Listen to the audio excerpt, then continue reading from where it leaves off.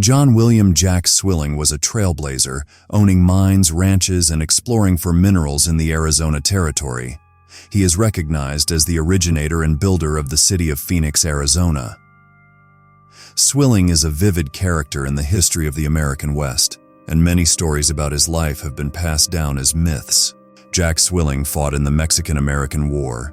Born on April 1, 1830 in South Carolina, Swilling traveled to Georgia at around age 17 and enlisted in the Mexican-American War. He served in Calhoun's Mounted Battalion. Swilling was discharged from service in 1848. Following the war, he remained in the South and married Mary Jane Gray in Alabama around 1851. They welcomed a daughter named Elizabeth into their family. Specific details about Swilling's life in the following years are hard to come by.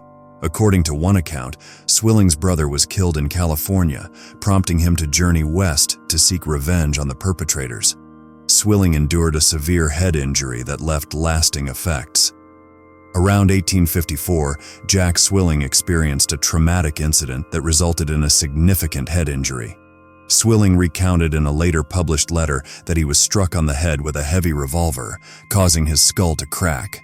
Additionally, he was shot in the left side, and the bullets remained lodged in his body. Following the injuries, a doctor prescribed morphine to help alleviate the pain. While the medication provided some relief, the injuries continued to impact Swilling for the remainder of his life. It's likely that this injury, coupled with the prescribed medication, contributed to Swilling's lifelong struggles with morphine and alcohol addiction. Dr. Eduardo Pagan noted that Swilling exhibited aggressive behavior when intoxicated, which was frequent. Moreover, when he wasn't under the influence of alcohol, he relied on morphine. At times, he consumed both substances simultaneously. Swilling embarked on a journey west under unclear circumstances. During the late 1850s, Swilling left his wife and child without a clear explanation and ventured west to take on a role as an ox-train teamster. Some accounts suggest that during that period, Swilling might have been involved in the border warfare between Kansas and Missouri. However, an alternative theory proposed by Swilling's descendants suggests that he left Alabama in 1857 following an incident where he allegedly killed a man. Although Swilling left his wife and daughter and journeyed westward, he maintained communication with his wife until around 1862. In an 1861 letter addressed to his wife, Swilling pledged to correspond with Mary Jane every 2 weeks until they could reunite, expressing his hope that it wouldn't be a lengthy separation.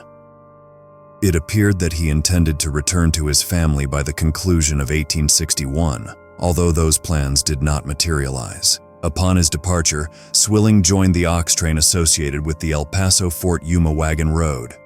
Around 1858, upon reaching Arizona, he tried his luck as a prospector, joining a group of prospectors in Gila City. Swilling became a member of both the Gila Rangers and the Arizona Guard. Around 1860, when a band of Apaches raided the camp, a group of men united to form the Gila Rangers. Swilling assumed the role of captain within the Rangers, leading the group in defending against local attacks and raids. Despite having previously left military service after the Mexican-American War, upon his arrival in Arizona, Swilling opted to join the Arizona Guard. On July 18, 1861, at the age of 31, he enlisted in the Civil War in Pino Alto, Arizona. Aligning with the Confederate forces, he served in Herbert's Battalion Arizona Cavalry and rose to the rank of lieutenant during his service. Swilling abandoned the Confederate forces and later aligned with the Union. On February 14, 1862, Confederate President Jefferson Davis declared Arizona as part of the Confederate States of America, leading Swilling's military unit to be dispatched to Tucson to secure the town for the Confederacy. Historical records indicate that in June 1862, Swilling refused to participate in the requisition of livestock near Pinos Altos. Despite being ordered to explain his refusal to his superiors, he chose to desert instead. By 1863, Swilling had changed sides and joined the Union forces. He was employed as an express rider for the United States Army, responsible for transporting the Army's mail. Additionally, he purportedly served as a spy for the Union Army, receiving a monthly stipend of $75. Following his service in the Union Army, Swilling worked as a guide for the Walker Party on their journey to the gold fields of Prescott. It's said that Swilling was reportedly requested to assist in the capture of one of Arizona's most notorious Apache chiefs. While guiding the Walker Party, Union Army General James H. Carleton purportedly sought Swilling's aid in apprehending Mangus Coloradas, a prominent Apache leader. Some accounts suggest that Swilling played a role in persuading Mangus Coloradas to surrender, while others refute his involvement entirely. In 1863, Mangus Coloradas was captured and subsequently killed at Fort McLean. Soldiers maintained that they shot him while he was allegedly attempting to flee. Swilling found success in various prospecting, mining, and land ventures. He continued his own prospecting efforts and was part of the group that uncovered the Rich Hill Mine. In 1864, at the age of 34, Swilling married 17-year-old Trinidad Escalante at what is now St. Augustine Cathedral in Tucson. Following their union, Swilling ventured into more ranching and mining enterprises before eventually settling in the Salt River Valley. In Wickenburg, he managed a stamp mill. Then, in 1867, with backing from investors, Swilling established the Swilling Irrigation and Canal Company. He employed Mexican laborers to construct the irrigation canals. Swilling modeled his canal system after the prehistoric canals crafted by the Hohokam people.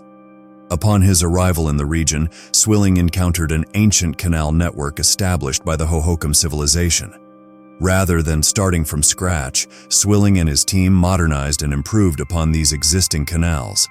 Thanks to the revamped canal system, water began flowing into the area, leading to the formal recognition of the town of Phoenix on May 4, 1868.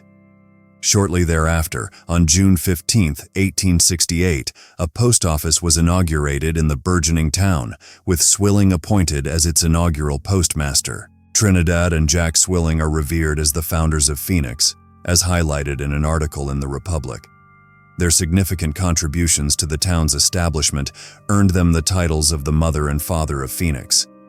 Beyond their role in town building, the Swillings played a crucial part in fostering unity between Anglos and Mexicanos, particularly through religious activities. Notably, they opened their home, an adobe structure known as Dos Casas, to serve as a gathering place for religious ceremonies. In the absence of a formal church in Phoenix, the Swilling residents hosted the first Mass.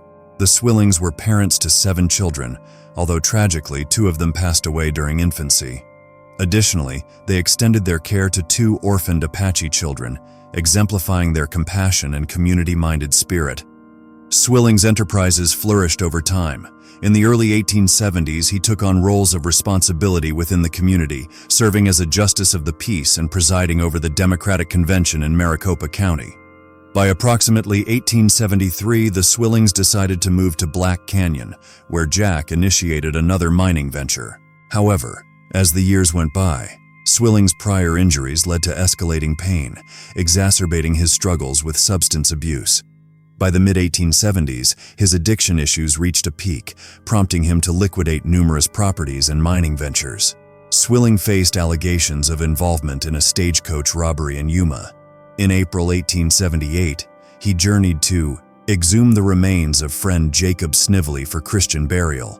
But during this trip, he was implicated in the robbery of a stagecoach and subsequently incarcerated in Yuma. From his confinement, Swilling penned a heartfelt plea asserting his innocence.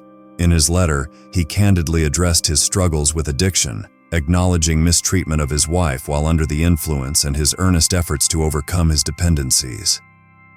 Tragically, Swilling never reunited with his family and passed away in prison while awaiting trial in Yuma on August 13, 1878. In the 1878 edition of Swilling's letter, a newspaper journalist remarked, "Jack Swilling's hospitality matched his own claims.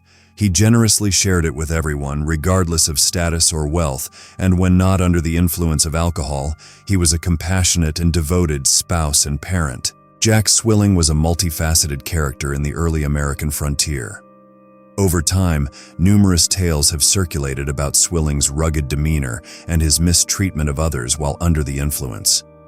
Some accounts suggest he may have been responsible for the deaths of as many as 12 individuals and even scalped at least one person. He dabbled in various enterprises, ranging from stamp mills to mining, irrigation, and gambling establishments. Due to an initial injury, Swilling grappled with substance abuse throughout the majority of his existence. Both his friends and family endured his outbursts, but also benefited from his generous spirit. Sadly, he never managed to overcome his addictions during his lifetime. Today, Swilling is celebrated as a pioneer and businessman, recognized as the father and architect of Phoenix, whose contributions helped mold the territory that eventually became the state of Arizona.